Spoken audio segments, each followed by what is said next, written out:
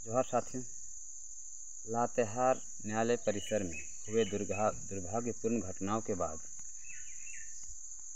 Social media में बहुत सारे सवाल खड़े हुए। तमाम बुद्धिजीवी वर्ग, सोशल मीडिया एक्टिविस्ट, समाजसेवी और प्रशासनिक व्यवस्था पर और टाना भगतों के सिद्धांतों पर सवाल खड़े कर दिए। और सवाल करने वालों को मैं सभी को सबसे पहले धन्यवाद करता हूँ। आखिर ये सवाल खड़े क्यों हुए? सवाल में है कि क्या वास्तव में टाना भगत हिंसक हो गए हैं? क्या वास्तव में टाना भगत आने वाले कल के दिनों में हथियार का उपयोग करेंगे या हिंसक कार्यों पर बढ़ावा देंगे? बिल्कुल नहीं। कहीं ना कहीं ये कमी हमारे शिक्षा की है।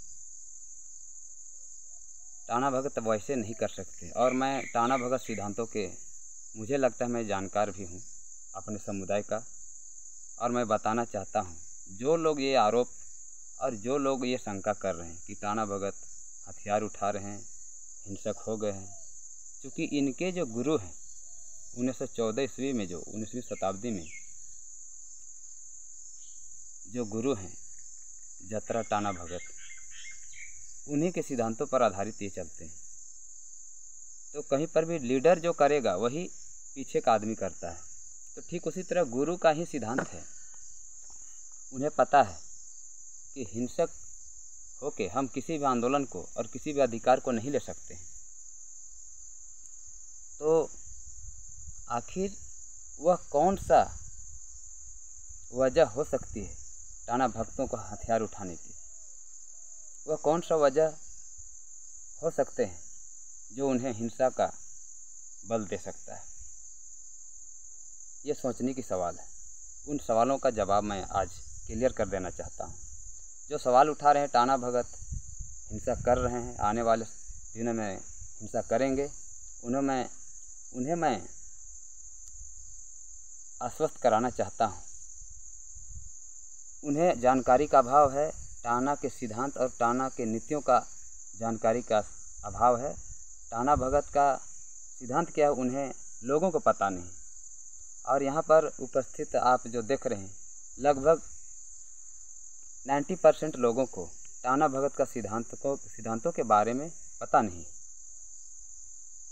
देखिए, हमारे पूर्वजों, खासकर जो धर्मगुरु जो टाना का सृजन करता है सिद्धांत का, वे ऐसे मूल्यों पर आधारित है जो मानवीय मूल्यों पर आधारित है, जो कि 84 लाख जीवों को संरक्षण का कार्य करता है।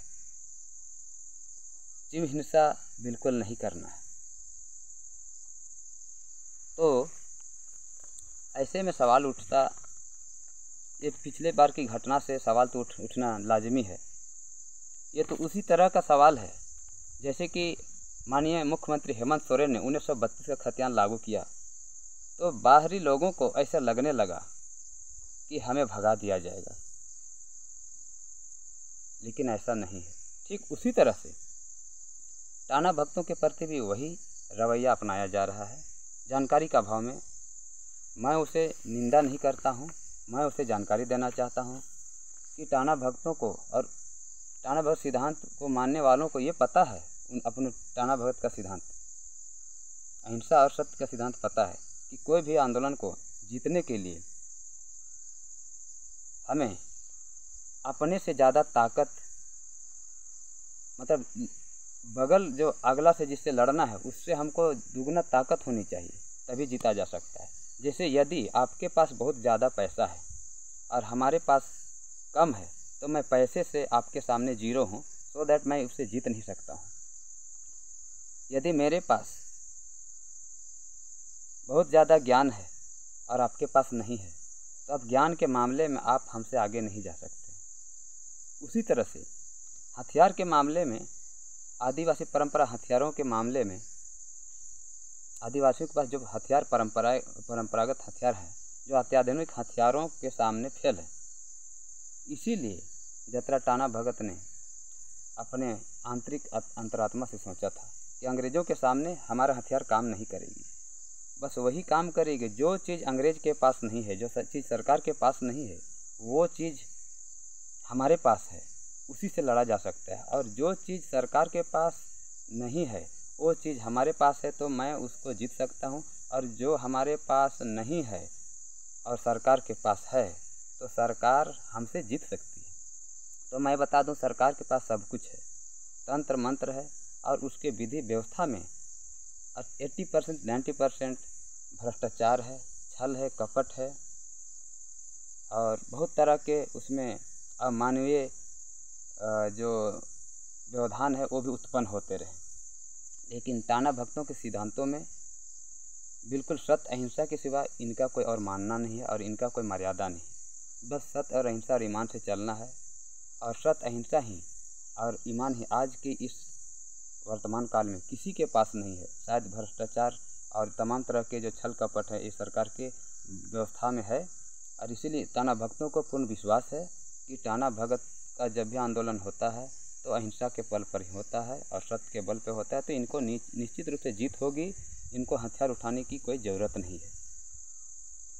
ये टाना भगत का सिद्धांत। और आप दर्शक बंधु से मैं ये बोलना चाहता हूँ कि जो भी सवाल है टाना भगत आंदोलन और इनके समुदाय से संबंधित, वो सारे सवालों का जवाब मैं कोशिश करूँगा आपको बताने की।